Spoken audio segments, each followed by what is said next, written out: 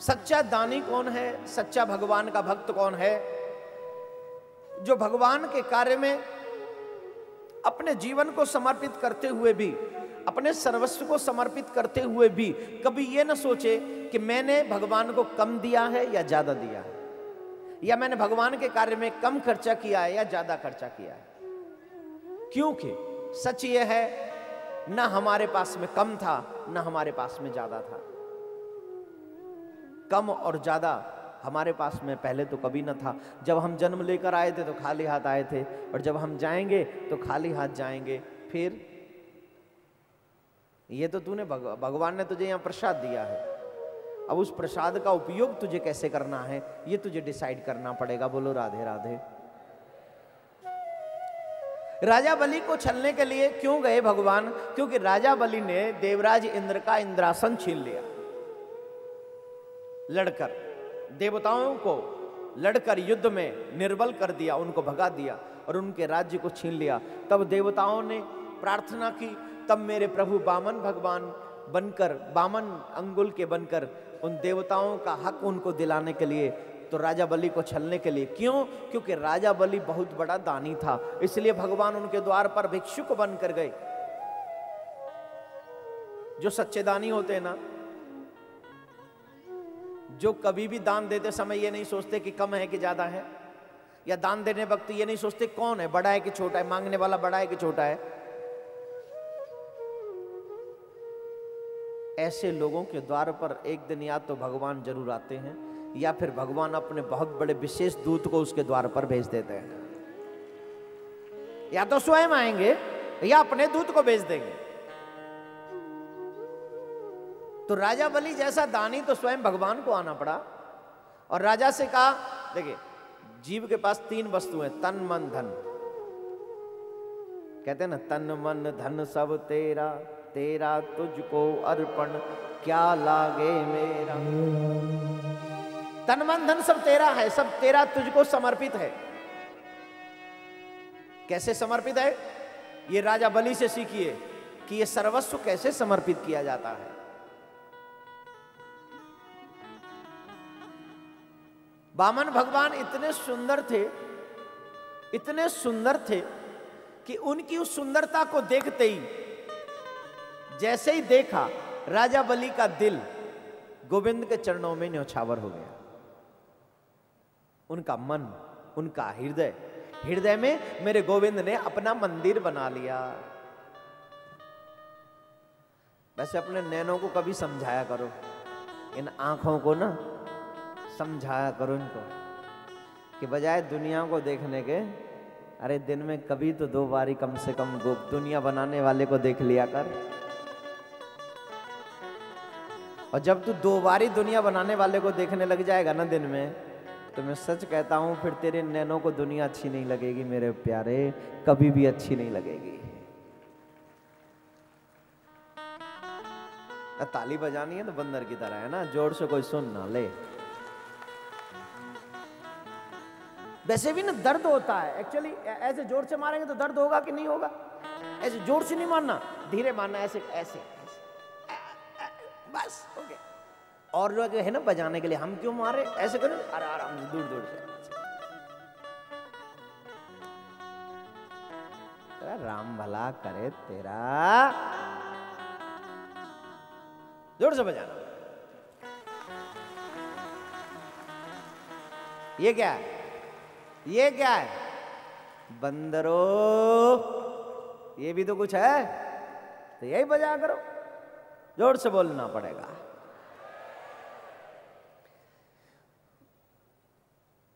राजा बलि ने जैसे ही वामन भगवान का दर्शन किया, दर्शन करते ही, दर्शन जैसे ही हुआ, राजा बलि के हृदय में गोविंद का निवास हो गया। अब राजा बलि के नैन चाहते हैं कि ये जो छवि मेरी नजरों के सामने आई है, ये मेरे को छोड़ के न जाए, इस छवि का मैं अवलोकन करता रहूं। अब वामन भगवान बोले, भिक्षाम देहि, भिक्षाम देहि, भिक्षा दीजिए। हम देते किसको हैं? कुछ भी विचार, धन, कोई वस्तु या कुछ भी, हम किसको देते हैं? जिसको हम प्यार करते हैं, जिसको हम अपना समझते हैं, उसको देते हैं। राजा बलि का मन जैसे ही भगवान के चरणों में न्यौछावर हुआ, भगवान बोले भिक्षाम दे, उपयुक्त समय है, पहले किसी को अपना बनाओ, उसके बाद उससे मांगो, अच्छा मिलेगा। ये अंदाज भगवान का ही दिया हुआ है। हम लोग जितना अपने बेटे को दे सकते हैं, पड़ोसी के बेटे को देंगे? जितना अपने मित्र को दे सकते, क्या पड़ोसी के मित्र को देंगे? जितना अपने माँ बाप की सेवा कर सकते, क्या पड़ोसी के माँ बाप की सेवा कर सकते हैं? क्योंकि वो अपने हैं, इसलिए तो पहले किसी को अपना बनाना पड़ेगा। वामन भगवान ने पहले राजा बलि को अपना बनाया, मोह लिया, अपना बना लिया, और अपना बना लेने के बाद मेरे प्रभु कहते हैं भिक्षाम देहि, अब भिक्षा दो। बोले क्या चाहिए? बोले अधिक नहीं चाहिए, 3 पग भूमि चाहिए। राजा बलि मुस्कुराने लगा, महाराज आप छोटे से हो, शायद आपने बोलने में थोड़ा जल्दी कर दिया है, बोलने में थोड़ा जल्दी कर दिया है, हड़बड़ी में शायद भूल गए हो, जल्दबाजी में भूल गए हो, तो दोबारा मांग लीजिए। दोबारा मांग लीजिए। क्यों? बोले 3 पग भूमि में इतनी भी जगह नहीं है कि आप ढंग से बैठ सकें। वामन भगवान मनी मन में कह रहे हैं पहले आए तो दे के देख, पहले आए तो दे, बची वही बाद में मांग लेंगे, क्या बात है? तो बोले नहीं राजा, ब्राह्मण वही है जो संतोषी है। एक बात कहना चाहूंगा ब्राह्मण समाज के लिए, आज हमारे भारतवर्ष में ब्राह्मणों का उतना मान नहीं रहा जितना पहले हुआ करता था, लेकिन मुझे लगता है कि ब्राह्मणों को भी थोड़ा सा संतोषी होना पड़ेगा। कई बार हम लोग देखते हैं ब्राह्मणों को ही कि जजमान सामने आ गया तो बस है? और सही भी है। अब ये जजमान दोबारा कब शादी होगी इसके घर में क्या मालूम, यही यज्ञ दोबारा कब करवाएगा क्या मालूम। लेकिन ऐसा नहीं, संतोषी सदा सुखी, लोभी सदा दुखी। अगर तुम्हारे हृदय में संतोष है तो तुम्हारे जीवन का पूरा व्यवहार, जितना भी तुम्हारा व्यय है, सब परमात्मा अपने सर पे उठा लेता है। बोलो राधे राधे। तो ब्राह्मण को संतोषी होना चाहिए और जजमान को अपने आचार्य का, अपने गुरु का ध्यान रखना चाहिए। दोनों ही एक दूसरे के परपूर्वक होने चाहिए। तो ब्राह्मण देवता कह रहे वामन भगवान ज्यादा नहीं, लोभी नहीं, हम मात्र 3 पग भूमि चाहिए। बोला तो बस 3 पग भूमि चाहिए। अब राजा बलि कह रहे महाराज ये लोग मेरी हंसी करेंगे, मैं इतना बड़ा राजा, और इतना बड़ा राजा होने के बाद अगर मैं आपको 3 पग भूमि दूंगा तो ये लोग हंसेंगे मेरे ऊपर, लोग मेरा मजाक उतारेंगे, लोग कहेंगे इतना बड़ा व्यक्ति हो के मात्र 3 पग भूमि दिया, ये हंसेंगे मेरे ऊपर। इसलिए थोड़ा सा और ज्यादा मांग लीजिए, 3000 पग भूमि मांग लीजिए, चलो ज्यादा नहीं मांगते तो। बोले नहीं राजा, हमको तो सिर्फ 3 पग भूमि ही चाहिए। लोग हंसेंगे, मेरी हंसी करेंगे। भगवान बोले मुझे इससे कोई मतलब नहीं, लोग चाहे तेरे ऊपर हंसे चाहे तेरी हंसी करें।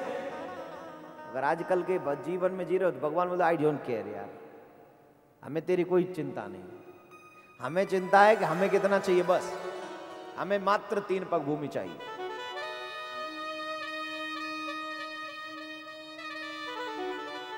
भगवान ने बोले 3 पग भूमि, राजा बोले ठीक है 3 पग भूमि लीजिए। उसी समय शुक्राचार्य जी आ गए।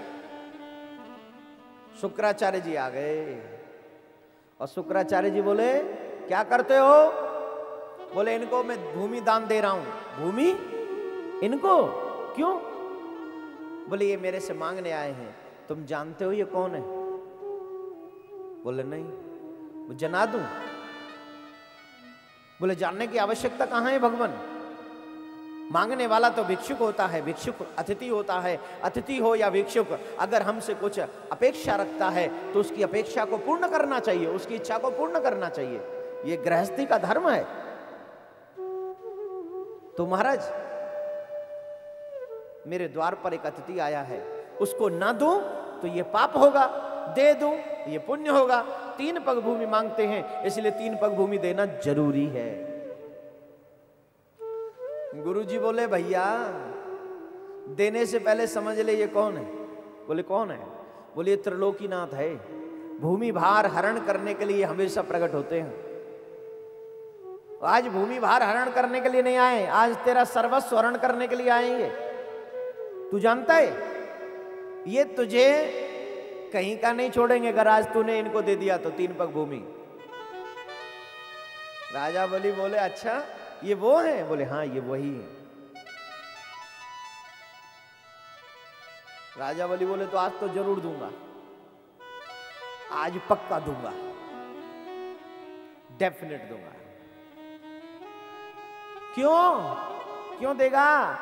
बोले मैंने सुना है महाराज दाता एक राम भिखारी सारी दुनिया। राम एक देवता पुजारी सारी दुनिया।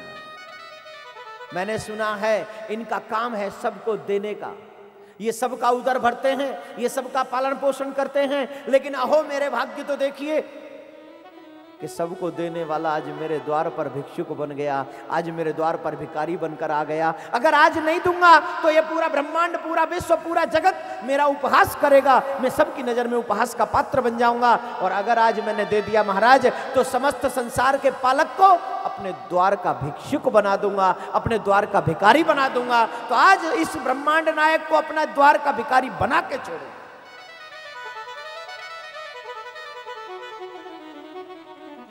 शुक्राचार्य जी बोलते तेरा सर्वस्व हरण कर लेंगे। बोले मेरा है ही क्या? तेरा सर्वस्व चला जाएगा। बोले मैं लाया ही क्या था? तेरे पास कुछ शेष नहीं बचेगा। बोले मेरा है ही नहीं। बोले गुरु आज्ञा देते हैं फिर भी तू नहीं मानता। बोले गुरु का कार्य है गोविंद से मिलाना, और आपने अपना कार्य कर दिया। अब मेरे सामने गोविंद खड़े हैं।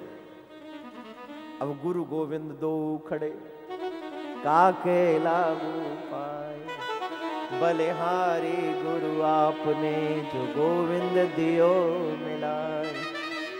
आपने गोविंद मिला दिया, अब गोविंद निराश न जाए, ये मेरी जिम्मेवारी है महाराज।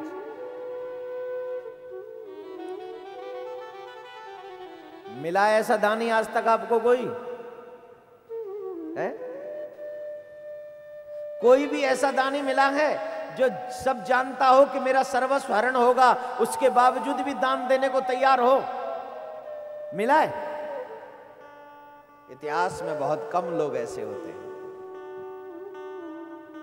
बोले लीजिए महाराज संकल्प करिए। और भगवान जब संकल्प करने लगे, शुक्राचार्य जी कमंडल की टोंटी में बैठ गए। कमंडल की टोंटी में बैठे, बोले ना जल निकलेगा ना संकल्प होगा। वैसे ब्राह्मण भी बेचारे क्या करें, एक तो कोई ब्राह्मण को देता नहीं, अगर कोई देने भी लग जाए तो रोकने वालों की लाइन ज्यादा हो जाती है?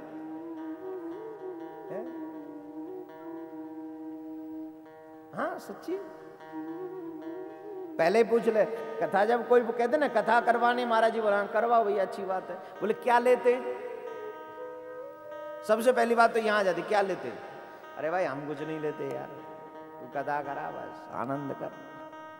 अच्छा कुछ नहीं लेते? बोले आ जाओ फिर। हमारे व्यवस्थापक कहते थे जब मंडली का ये खर्चा है, माइक का ये खर्चा है, उसका ये खर्चा। अच्छा तो दूसरे बोलेगा ले इतने में तो फलाना महाराज आ जाएगा। यार चलने दे, कुछ होने दे, काहे को शुक्राचार्य बन रहा है तू? अब बताइए इतना सुंदर ये पंडाल बना है, इतना सुंदर मंच बना है, इतनी सारी व्यवस्थाएं हैं, खर्चा नहीं होगा? है? होता है नहीं?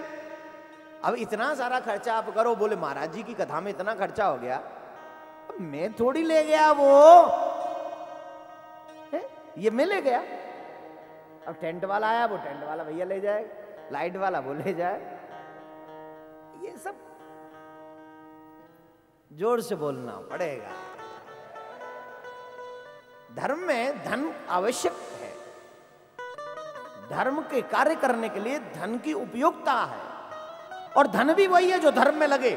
धन अगर तुम्हारे पास है ना, तो एक बात ध्यान रखो, धन अगर तुम्हारे पास है तो या तो वो धर्म में लगेगा या फिर वो अधर्म में लगेगा। अधर्म में लगा हुआ धन तुम्हें नरक में पहुंचा देगा और धर्म में लगा हुआ धन तुम्हें स्वर्ग में पहुंचा देगा। बोलिए कहां लगाना है? लगाना भूल जाइए, बोलिए कहां जाना है ये बताइए। भाई धन है तो लगेगा। एक धन वहां लगता है जो स्वर्ग में ले जाता है, एक धन वहां लगता है जो नरक में ले जाता है। कहां जाना चाहोगे, नरक में या है? तो धन तो धर्म में लगाना पड़ेगा ना। फिर ऐसे यज्ञ होते हैं तो वहां बढ़ चढ़ के जाओ, अपने हाथों से आहुतियां डालो। ये लक्ष्मी नारायण यज्ञ है। इस यज्ञ में आहुति डालने से आपके घर में भी लक्ष्मी पवित्र होगी, वृद्ध होगी और बड़ी होगी और विशाल होगी। आपके घर में लक्ष्मी के भंडारे बने पड़े रहेंगे, भरे रहेंगे।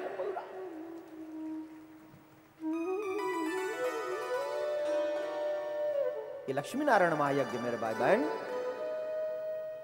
इसलिए जरूर जाना चाहिए। धर्म को करना है तो धन खर्चा करना पड़ता है, लेकिन जानबूझकर भी, जिसको पता हो कि मेरा सर्वस्व हरण करने आए हैं, उसके बावजूद भी जो देने को तैयार हो जाए वो राजा बलि। शुक्राचार्य रोक रहे, मत दो।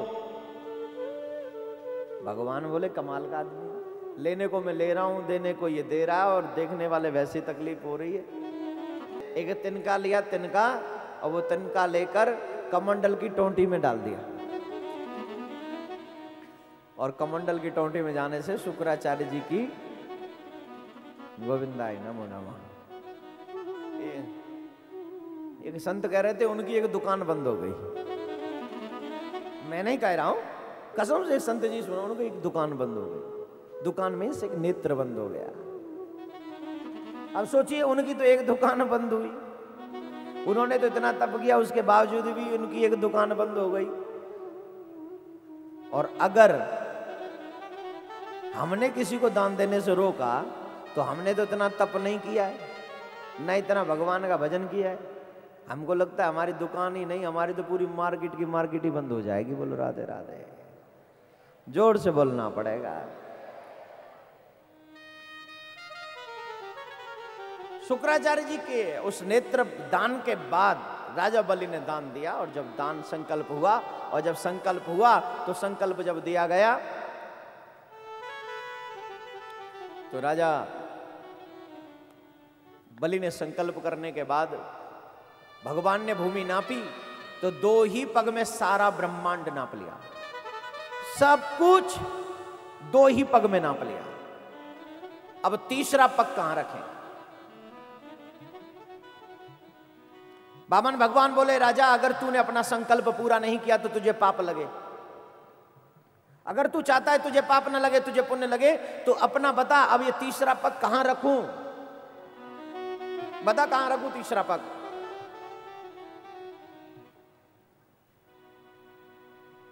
तो राजा बलि पूछते हैं, महाराज एक बात बताइए, दान बड़ा होता है कि दानी?